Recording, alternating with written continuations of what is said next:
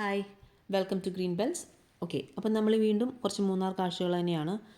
നമ്മൾ മൂന്നാർ ടൗണിൽ നിന്ന് നമ്മൾ ആ ടോപ്പ് സ്റ്റേഷനിലേക്ക് പോകുമ്പോൾ കാണുന്ന കുറച്ച് കാഴ്ചകളാണിത്. നിങ്ങൾക്ക് കാണാം, വളരെ കോമൺ ആയിട്ട് കാണുന്ന ഒരു ട്രീ ആണിപ്പോൾ ഈ കണ്ടുകൊണ്ടിരിക്കുന്നത്. ഇതാണ് യൂക്കാലിപ്റ്റസ് അല്ലേ.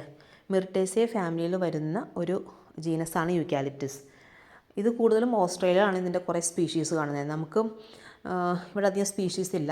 പക്ഷേ ഈ ഒരു ഒറ്റ ജീനസിന് തന്നെ ഏകദേശം ഒരു 700 സ്പീഷീസോളം റിപ്പോർട്ട് ചെയ്തിട്ടുണ്ട്.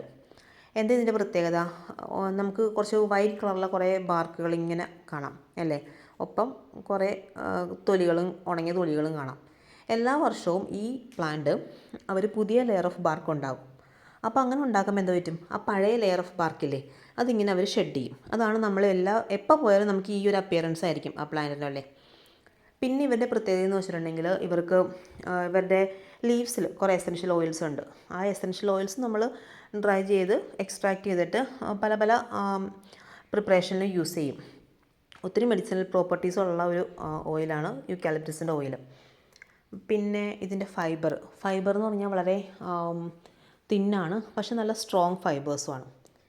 അപ്പോൾ ഇതിൻ്റെ പൾപ്പ് പല പേപ്പർ മേക്കിങ്ങിനും യൂസ് ചെയ്യും. എസ്പെഷ്യലി ടിഷ്യൂ പേപ്പറൊക്കെ ഉണ്ടാക്കാനായിട്ട് വളരെ നല്ലൊരു പൾപ്പാണെന്നാണ് പറയപ്പെടുന്നത് യൂക്കാലിപ്റ്റസിൻ്റെ പൾപ്പ്. പിന്നെ അതുപോലെ തന്നെ ഇതിൻ്റെ ടിമ്പർ പെട്ടെന്ന് ഫയർ ക്യാച്ച് ചെയ്യും. അപ്പം നമുക്കങ്ങനെ ഒരു വിറകായിട്ട് യൂസ് ചെയ്യാം. അപ്പോൾ അതുകൊണ്ട് തന്നെ പല രാജ്യങ്ങളിലും ഇപ്പോൾ ഈ പ്ലാന്റ് ഒത്തിരി കൾട്ടിവേറ്റ് ചെയ്യാൻ പ്രൊമോട്ട് ചെയ്യാറില്ല. എന്തുകൊണ്ടിട്ടാണ്? ഫോറസ്റ്റ് ഫയർ ക്യാച്ച് ചെയ്യുമോ എന്നുള്ളൊരു പേടി കൊണ്ടിട്ട് കൾട്ടിവേഷൻ പല സ്ഥലങ്ങളിൽ ഇത് കുറച്ചിട്ടുണ്ട്. ബട്ട് സ്റ്റിൽ ബാക്കിയുള്ള എക്കണോമിക് ഇമ്പോർട്ടൻസ് ഒക്കെ വെച്ച് നോക്കുമ്പോൾ ഇപ്പോഴും കൾട്ടിവേറ്റ് ചെയ്യുന്നുണ്ട്.